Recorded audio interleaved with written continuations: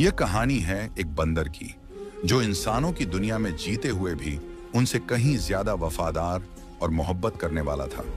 किसी गांव में बूढ़ी सकीना अपने शौहर के साथ रहती थी। सकीना की 3 बेटियां थीं। उसका शौहर मदारी था, जो बंदर का तमाशा दिखाकर अपना और अपने बीवी बच्चों का पेट पालता था। वह अपने बंदर से बहुत ज्यादा प्यार करता था, बिल्कुल अपने बच्चों की तरह। उसने उस बंदर को छोटे से पाला था। मदारी की बीवी सकीना भी उसे अपना बेटा मानती थी। एक दिन मदारी बंदर को लेकर अपनी रोजी रोटी के लिए दूसरे शहर गया। दूसरे गांव में जब वह तमाशा दिखाकर घर वापस आने लगा तो अचानक उसे दिल का दौरा, हार्ट अटैक पड़ा और वह फौरन जमीन पर गिर गया। बंदर रोता तड़पता और बिलख रहा था, मेरे मालिक को क्या हो गया? लेकिन मदारी तो अब इस दुनिया से जा चुका था। मदारी की बीवी और बेटियों पर तो जैसे कहर टूट पड़ा। उनका रो रो कर बुरा हाल था। बंदर सबको तसल्ली दे रहा था, लेकिन सकीना सबसे ज्यादा परेशान थी। मेरी जवान जहान बेटियां हैं, मैं अब इन्हें कैसे पालूंगी? मेरे तो सर की छत ही ना रही। चलो और कुछ नहीं, इनका बाप अपनी बेटियों के लिए इज्जत से 2 वक्त की रोटी तो लाता था। कुछ दिन बाद सब्र और शुक्र करके सकीना ने फैसला किया कि वह अपने गांव में समोसे बेचेगी और उसका प्यारा बेटा बंदर उसकी मदद करेगा। बंदर सकीना की परेशानी को अच्छी तरह समझ रहा था। उसने सकीना के हाथ पर अपना हाथ रखकर उसे तसल्ली दी। यह इशारा था कि वह एक बेटा बनकर उसका साथ देगा। सकीना ने इधर उधर से कुछ पूंजी जमा की और समोसे बनाने का सामान ले आई। पूरी रात जागकर उसने और बंदर ने समोसे तैयार किए। जब दिन का उजाला फैला तो सकीना ने समोसों का थाल उठाकर बंदर के सिर पर रखा और खुद घर से बाहर निकल आई। उसने अपनी तीसरी बेटी को भी अपने साथ लिया। तीनों बेटियां जवान और खूबसूरत थीं। सकीना, बंदर और उसकी बेटी चलते हुए बाजार तक आए। पूरे रास्ते सकीना समोसों के लिए आवाजें लगाती रही, लेकिन बूढ़ी आवाज में इतना दम कहाँ था। अलबत्ता उसने एक बात नोट की, लोग समोसों की बजाय उसकी बेटी को घूर घूर कर देख रहे थे। बेटी घबराकर खुद को चादर में छुपाने लगी। कुछ ही देर में कुछ अय्याश नौजवान सकीना के पास जमा हो गए। क्या दाम लगाओगी बुढ़िया? एक लड़के ने आगे बढ़कर कहा। सकीना ने समोसों की कीमत बता दी। तीनों लड़के एक दूसरे के हाथ पर हाथ मारकर जोर जोर से हंसने लगे। अरे बुढ़िया, हम तेरी बेटी का दाम पूछ रहे हैं, इन बेकार समोसों का नहीं, जिन्हें इस बंदर ने उठा रखा है। ये समोसे तो इसी बंदर को खिला दे। लड़के ने जबरदस्ती एक समोसा उठाकर बंदर के मुंह में ठूंस दिया और दूसरे ने आगे बढ़कर सकीना की बेटी को पकड़ लिया। सकीना बुरी तरह घबरा गई। उसकी बेटी भी घबराकर चिल्लाने लगी। बंदर को यह सब देखकर शदीद गुस्सा आया। उसने सिर पर रखे समोसों का थाल जमीन पर फेंका और एकदम उन लड़कों पर झपट पड़ा। लड़के बंदर को यूं हमला करते देख घबरा गए। बंदर ने अपने लंबे लंबे नाखूनों से लड़कों को बुरी तरह घायल कर दिया, लेकिन खींचतान में सकीना की बेटी के कपड़े फट गए। वह सख्त शर्मिंदा हो रही थी और बुरी तरह रो रही थी। लोग उनके पास जमा होकर तमाशा देख रहे थे। लड़के जख्मी होकर भाग गए, लेकिन सकीना का दिल चाहता था कि वह अपनी किस्मत पर मातम कर ले। सारे समोसे मिट्टी में लथपथ हो गए थे और लोग उसकी बेटी के फटे हुए कपड़ों की वजह से उसे घूर घूर कर देख रहे थे। अब घर जाना चाहिए, यहां रहकर अब क्या करें? सकीना ने दुखी दिल से सोचा और पलटने लगी, लेकिन उसकी किस्मत बुरी थी। अचानक उसका पांव लड़खड़ाया और वह पीछे की जानिब एक बड़े से गड्ढे में गिर गई। सकीना के हलक से एक कराहती चीख निकली। वह बूढ़ी थी, हड्डियां पहले ही नाजुक थीं। गिरने से उसकी टांग की हड्डी चटक गई। बंदर यह सब देखकर बुरी तरह बेचैन हो गया। वह लपक कर कभी गड्ढे में नीचे जाता और सकीना को उठाने की कोशिश करता, तो कभी बाहर आकर लोगों को इशारे से मदद के लिए बुलाता। उसकी आंखों से आंसू बह रहे थे। ऐसा लगता था जैसे वह सचमुच सकीना का सगा बेटा हो, लेकिन कोई भी सकीना की मदद के लिए आगे नहीं बढ़ा। लोग तो बस उसकी बेटी पर निगाहें जमाए खड़े थे। आखिर थक हार कर बंदर खुद ही गड्ढे में उतरा और सकीना को पकड़कर खींच खांच कर बाहर निकाला। सकीना की टांग बुरी तरह जख्मी हो चुकी थी। वह पांव जमीन पर रखती तो कराह उठती। उसी मजमे में एक दरमियानी उम्र का आदमी खड़ा था। वह बड़ी गहरी नजरों से यह सारा माजरा देख रहा था। वह अचानक आगे बढ़ा और बोला, रुक जाओ ए बंदर, तुम इस औरत को लेकर कहां जाओगे? बंदर, जो सकीना को उठाने की कोशिश में हलकान हुआ जा रहा था, हांफने लगा। उसने इशारे से उस आदमी को बताया कि उनका घर कुछ ही दूरी पर है। आदमी ने बंदर को मशवरा दिया, यहाँ पास ही मेरा ठेला खड़ा है जिस पर मैं सब्जियां लाद कर पूरे गांव में बेचता हूँ। तुम इस पर अपनी माँ को यहाँ से ले जाओ। उस आदमी ने बंदर की मदद की, सकीना को ठेले पर चढ़ाया और उनके घर की जानिब चल पड़ा। सकीना की बेटी भी खुद को छुपाने की कोशिश करते हुए घर तक पहुंची। आदमी तो सकीना को घर छोड़कर चला गया, मगर उसकी तीनों बेटियां उसके इर्द गिर्द इकट्ठी होकर फूट फूट कर रोने लगीं। सकीना की आंखों में आंसू थे। बंदर से उसकी परेशानी और बेचैनी देखी नहीं गई। वह अचानक लपक कर घर से बाहर निकला और पास के डॉक्टर को हाथ पकड़कर घसीटते हुए घर ले आया। डॉक्टर ने घर आते ही सकीना की टांग का मुआयना किया और मायूसी से बोला, सकीना की टांग की हड्डी टूट गई है। मुझे यकीन है कि बड़े डॉक्टर को फीस देने के लिए आपके पास पैसे नहीं होंगे। मैं अपने साधनों से इनका इलाज करा देता हूं, लेकिन अब ये 3 महीने तक चलने फिरने के लायक नहीं रहेंगी। डॉक्टर की बात सुनकर सभी के चेहरे उतर गए। कमाने का एकमात्र जरिया तो अब सकीना ही थी। अगर वही चारपाई पर पड़ जाती तो कमाता कौन? लेकिन उसका इलाज भी जरूरी था। बंदर ने डॉक्टर के हाथ पर अपना हाथ रखकर सर हिलाया। डॉक्टर ने अपनी गाड़ी मंगवाई और सकीना को अस्पताल ले गया। वह डॉक्टर नेक दिल आदमी था और सकीना के शौहर का पुराना वाकिफ था। उसने अपनी जेब से ही सकीना की मरहम पट्टी करवा दी। सकीना प्लास्टर छड़वाकर वापस आई तो चारपाई की होकर रह गई। घर में बैठी जवान बेटियों का बोझ और दिन रात के फांकों ने उसकी सेहत तेजी से गिरानी शुरू कर दी। बंदर यह सब खामोशी से देखता रहा, मगर कुछ न कर सका। आखिर एक दिन उसके सब्र का पैमाना लबरेज हो गया। जो समोसे अम्मा सकीना ने बनाकर बेचने थे, अब वह मैं बेचूंगा। बंदर ने दिल ही दिल में अहद किया और लपक कर किचन में जा पहुंचा। समोसे बनाने का सामान पड़ा हुआ था। किस्मत अच्छी थी, लिहाजा उसने जल्दी जल्दी समोसे बनाना शुरू कर दिए। तमाम रात जागकर वह समोसे बनाता रहा। सुबह के करीब जब उसके समोसे तैयार हुए तो वह जल्दी से उनका थाल सजाकर घर से बाहर निकल गया। घर से बाहर निकलने से पहले उसने इशारे से सकीना की तीनों बेटियों को मना किया कि बिला जरूरत घर से बाहर ना निकलना। थाल उठाकर जब वह गली में निकला तो बच्चे उसे देखकर जोर जोर से हंसने लगे। अरे वो देखो, बंदर आज एक नया तमाशा दिखा रहा है, आओ इसकी दुम खींचते हैं, बच्चों ने एक दूसरे से कहा। बंदर घबरा गया। बच्चों ने उसे चारों तरफ से घेर लिया। वह एक तरफ हटता तो दूसरा बच्चा उसकी दुम पकड़ने की कोशिश करता। खुद को बचाता तो समोसे गिरने लगते। वह परेशान हो गया। आखिर उसने समोसों का थाल जमीन पर रखा और जोर से दौड़ लगाकर बच्चों को डराने लगा। बच्चे घबराकर दूर भाग गए। बंदर इतनी सी कोशिश में हांफ गया था। उसने समोसों का थाल फिर से उठाया और गली गली फिरता हुआ आवाजें देने लगा। लोग उसकी आवाज सुनते तो मुड़कर दिलचस्पी से उसे देखने लगते। अरे ये देखो, ये कैसा बंदर है जो सर पर समोसे रखकर बेच रहा है। लोग रुक रुक कर तमाशा देखने लगते, मगर कोई समोसे खरीदने पर तैयार न था। एक बच्ची ने समोसे देखकर अपने बाप से जिद की, अब्बू मुझे यह वाला समोसा खाना है जो ये बंदर बेच रहा है। बच्ची ने कहा तो बंदर ने झट से थाल में से समोसा उठाकर बच्चे की तरफ बढ़ा दिया, लेकिन वो आदमी उछलकर 2 कदम पीछे हट गया। हाय, किस कदर गंदा बंदर है, हटाओ, पीछे करो अपना ये समोसा। ना जाने कैसे गंदे हाथों से बनाकर लाया है, मुझे घिन आ रही है। भला जानवरों के हाथों से बनी चीज कौन खाएगा। आदमी ने बंदर को हिकारत से देखा और उसे दूर भगा दिया। घबराकर बंदर ने थाल उठाया और गलियों में घूमता रहा, मगर कोई भी खरीदार ना मिला। उसकी आंखों में आंसू आ गए। दोपहर सिर पर आ चुकी थी और अभी तक उसका एक भी समोसा नहीं बिका था। थक हार कर वह बड़े बाजार में निकला। यहाँ कल ही तो वह सकीना के साथ आया था। बाजार में फिरते फिरते वह ग्राहक ढूंढने लगा, मगर कोई उसके समोसे ना खरीदता, बल्कि लोग उसे हंसी का पात्र बना रहे थे और दूर भगा देते थे। शाम ढलने लगी। थक हार कर बंदर समोसों का थाल जमीन पर रखकर एक पत्थर के ऊपर बैठ गया। उसकी आंखों से आंसू बहने लगे। आज अगर समोसे ना बिके तो घर में पकाने के लिए भी कुछ ना होगा।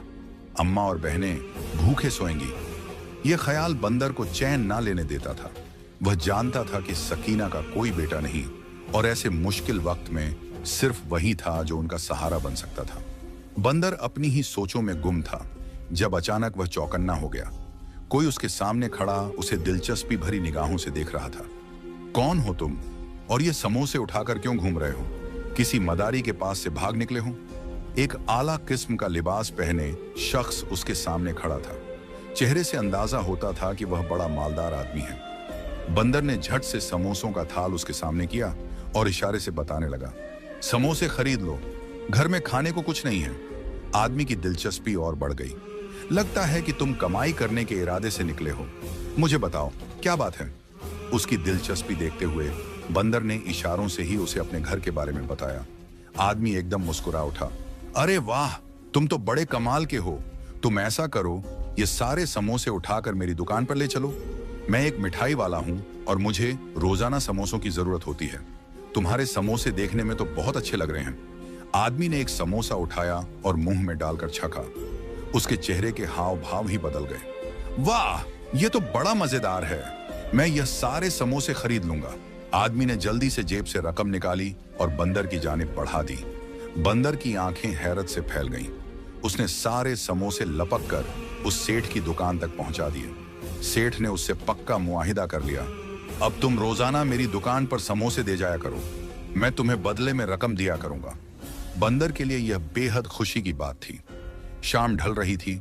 वह रकम हाथ में दबोचे तेजी से दौड़ता हुआ घर आ पहुंचा। उसे यकीन था रकम देखते ही घर वाले खुशी से पागल हो जाएंगे, मगर दरवाजे से अंदर दाखिल होते ही वह बुरी तरह से चौंका, क्योंकि आंगन में सकीना की चारपाई के साथ ही कुर्सी पर एक शख्स बैठा था। यह शख्स कोई और नहीं बल्कि वही था जिसने कल अपनी ठेली पर डालकर सकीना को घर पहुंचाया था। बंदर को देखते ही उसके चेहरे के तासुरात अजीब से हो गए। बंदर खामोशी से गया और सकीना की चारपाई पर चढ़कर बैठ गया। उसने इशारे से शख्स से पूछा कि वह घर में क्यों आया है। साथ ही बंदर ने एक निगाह अपनी बहनों पर डाली जो घर के कामकाज में मशगूल थीं। बंदर के अंदाज से वह शख्स समझ गया कि घर का सरपरस्त यही है। वह आगे होकर बोला, मैं सकीना से शादी करना चाहता हूं। यह औरत मुझे पसंद आई है। अरसा हुआ मेरी बीवी का इंतकाल हो चुका है। मेरी कोई औलाद नहीं। इन लड़कियों की सूरत में मुझे बेटियां मिल जाएंगी और मेरे तन्हा दिनों का कोई साथी हो जाएगा। बंदर पर यह अल्फाज पहाड़ बनकर टूटे। उसने पलटकर सकीना को देखा तो उसके चेहरे पर रजामंदी नजर आई। शायद सकीना भी हालात से बुरी तरह घबरा गई थी। वह चाहती थी कि एक मर्द उनका सहारा बन जाए। उसने उस आदमी की ख्वाहिश कबूल कर ली। बंदर हैरान था, लेकिन वह कुछ बोल ना पाया। उसे तो बस अपनी बहनों और मां की फिक्र थी। उसने दिल में सोचा, कहीं इस शख्स का कोई लालच ना हो। मगर सकीना ने उस आदमी के साथ निकाह कर लिया। वह दिन भर सब्जी बेचा करता था। शाम के वक्त घर आता तो सकीना से बातें करने लग जाता। सकीना की बेटियां जब उसके सामने खाना रखती तो वह मजे लेकर खाता। चंद दिन तो बड़े अच्छे गुजरे। बंदर भी रोज समोसे मिठाई वाले की दुकान पर पहुंचाने लगा और उसे अच्छी आमदनी होने लगी। एक रोज वह जरा जल्दी घर आया। दरवाजे से अंदर दाखिल हुआ तो उसकी निगाह सामने पड़ी, जहां उसकी बहनों का कमरा था। सकीना का नया शौहर फरदोस दरवाजे में खड़ा अंदर झांक रहा था। ये यहां पर क्यों खड़ा है? बंदर के जहन में सवाल आया। वह लपक कर आगे आया और हल्के से एक चीख जैसी आवाज निकाली। वह आदमी बुरी तरह से हड़बड़ाकर पलटा। बंदर को देखते ही उसके चेहरे का रंग उड़ गया और वह लपक कर घर से बाहर निकल गया। बंदर को शदीद गुस्सा आया। यह देखने के लिए वह आदमी वहां क्यों खड़ा था। बंदर दबे कदमों से दरवाजे तक आया। उसने हल्का सा दरवाजा खोलकर देखा और उसके रोंगटे खड़े हो गए, क्योंकि अंदर चारपाई पर उसकी बहनें सो रही थीं। सोने की वजह से उनका लिबास बेतरतीब था और कोई भी मर्द उनकी तरफ गलत नीयत से देख सकता था। बंदर का खून खोलने लगा। उसे यकीन हो गया कि यह शख्स उसकी बहनों पर बुरी नजर रखता है। वह सकीना के कमरे में गया, जहां वह अपनी दवाइयां ले रही थी। बंदर ने सोचा कि मौका अच्छा है, उसे बात कर लेनी चाहिए। उसने इशारे से सकीना को बताया कि वह आदमी वहां क्या कर रहा था। सकीना पहले तो हैरान हुई, फिर उसे बहुत गुस्सा आया। तू हद से ज्यादा शक्की हो गया है। तुझे इंसानों वाली कोई बात भी याद नहीं। ऐसा नहीं है, वो उन्हें अपनी बेटियों की तरह समझता है। शायद कोई जरूरत होगी इसलिए अंदर देख रहा होगा। सकीना ने बंदर को झिड़क दिया। वह अपने नए शौहर पर बहुत भरोसा करने लगी थी। बंदर बुझी हुई दिल से घर से बाहर निकल आया, लेकिन अब उसने पक्का इरादा कर लिया कि वह हर वक्त फरदोस पर नजर रखेगा। फरदोस ठेला लेकर जाता तो शाम गए ही वापस आता। बंदर की पूरी कोशिश होती कि उसके आने से पहले वह घर में पहुंच जाए। फरदोस भी जब घर में बंदर को घूमते फिरते देखता तो उसका मुंह कड़वा हो जाता। बंदर की अब पूरी कोशिश थी कि वह जल्द से जल्द अपनी बहनों के रिश्ते ढूंढकर उनकी शादियां करवा दे। उस दिन बंदर समोसे का थाल लेकर मिठाई वाले की दुकान पर पहुंचा तो वहां एक खूबसूरत सा नौजवान खड़ा था। बंदर को देखते ही उसने प्यार से उसकी जानिब हाथ बढ़ाया। कैसे हो दोस्त? बंदर को बड़ा अच्छा लगा। उसने इशारे से मिठाई वाले से पूछा, ये कौन है? तो वह हंस दिया, अरे ये मेरा बेटा है और 2 बेटे और भी हैं। ये तीनों जुड़वा हैं। आजकल मैं इनकी शादी करवाने के लिए लड़कियां ढूंढ रहा हूं। सेठ की बात सुनकर बंदर खिल उठा। यह तो बड़ी अच्छी बात है। मेरी 3 बहनों की शादी अगर इस मिठाई वाले के घर हो जाए तो कितना अच्छा होगा।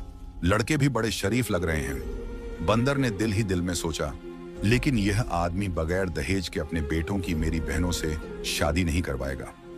बंदर के चेहरे पर परेशानी फैल गई। समोसे बेचकर वह रकम तो कमा लेता था, लेकिन उन पैसों से घर का खर्च ही बड़ी मुश्किल से पूरा होता। वह तमाम दिन सोच और परेशानी में गुजारता रहा।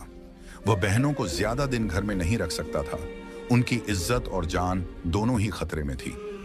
सोचते सोचते वह बढ़ई के पास जा पहुंचा, जो घर का साजो सामान बनाने का काम करता था।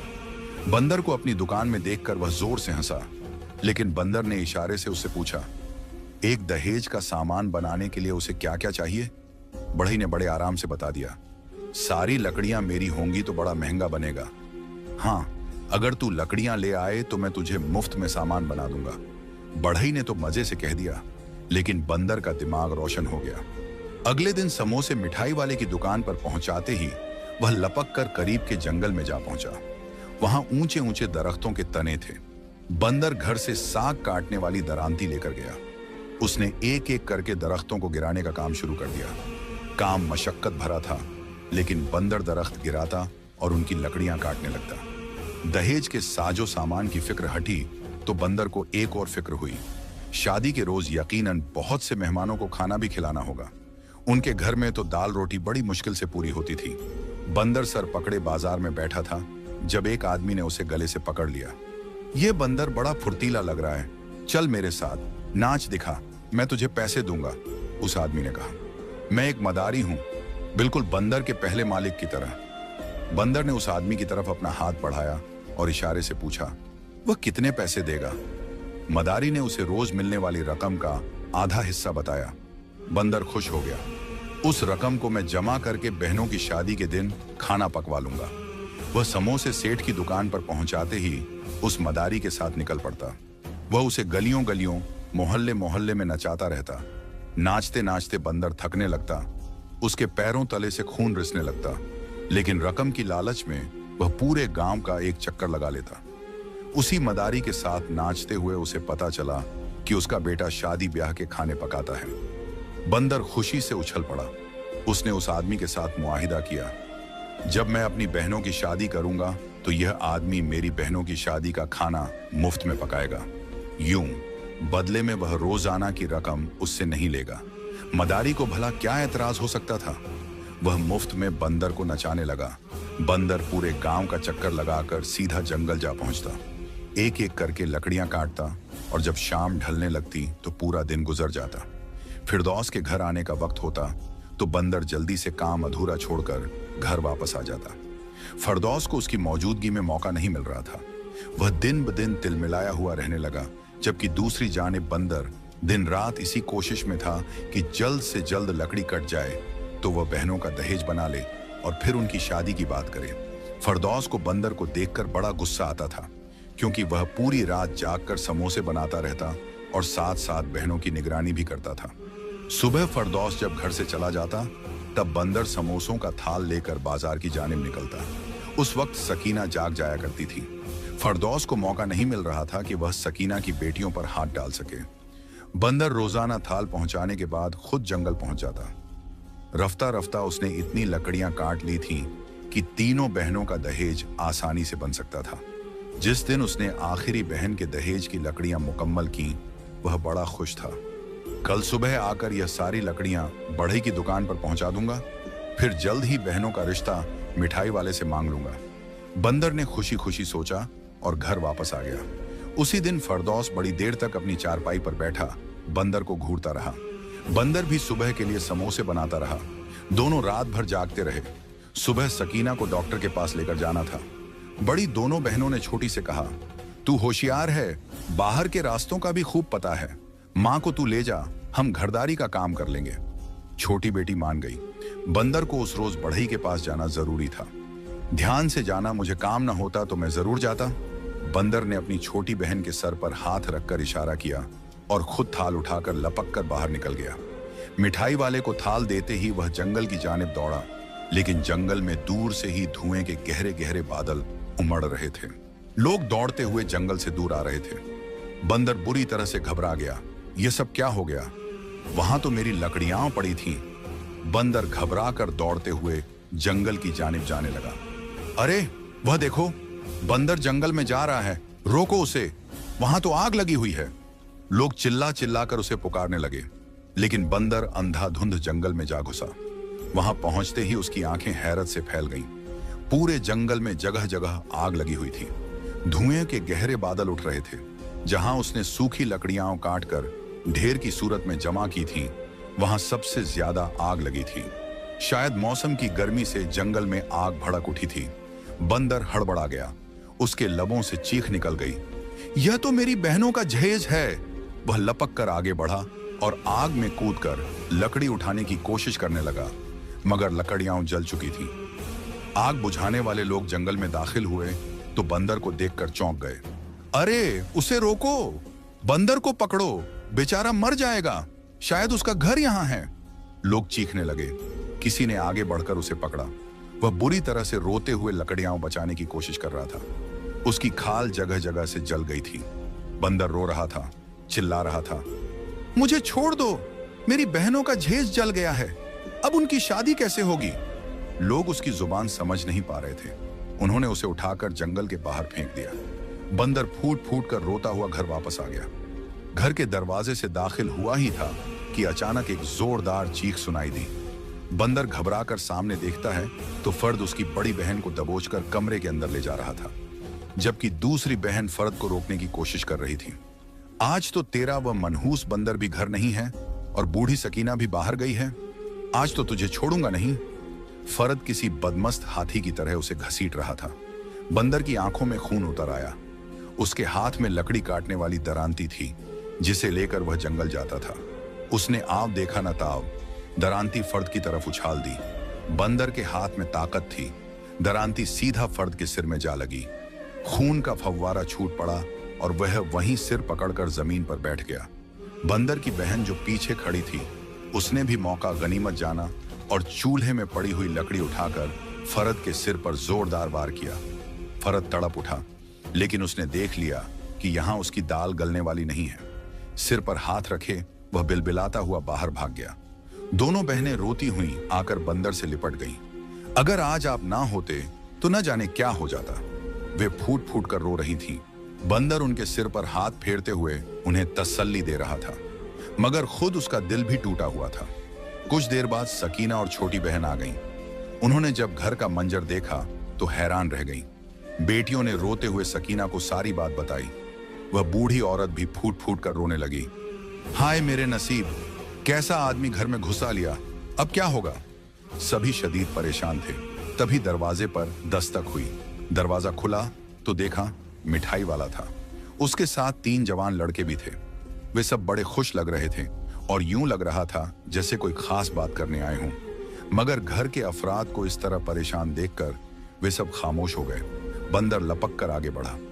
ये क्या हालत बना ली है तुमने? तुम्हें ये चोटें कैसे लगी? सेठ ने हैरत से पूछा तो बंदर की आंखों में आंसू आ गए। उसने इशारों से सारी दास्तान सुना दी। कैसे जंगल में बहनों के जहेज की लकड़ियां इकट्ठी की, कैसे वे जल गईं। सेठ की आंखों में भी आंसू आ गए। उसके साथ खड़े उसके लड़के भी हैरत से बंदर को देखने लगे।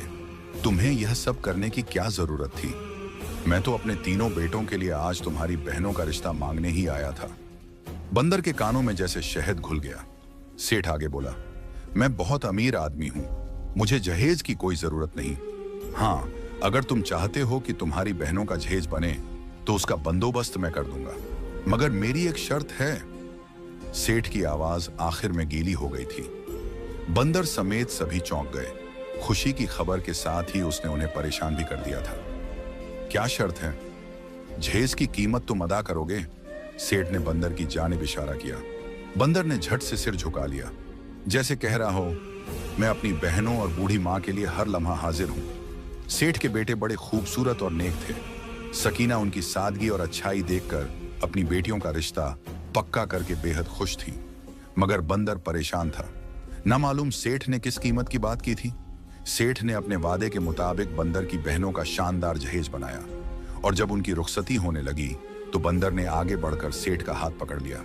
आपने किस कीमत की बात की थी? बंदर ने इशारे से पूछा। सेठ जोर से हंस पड़ा। वो कीमत तुम हो।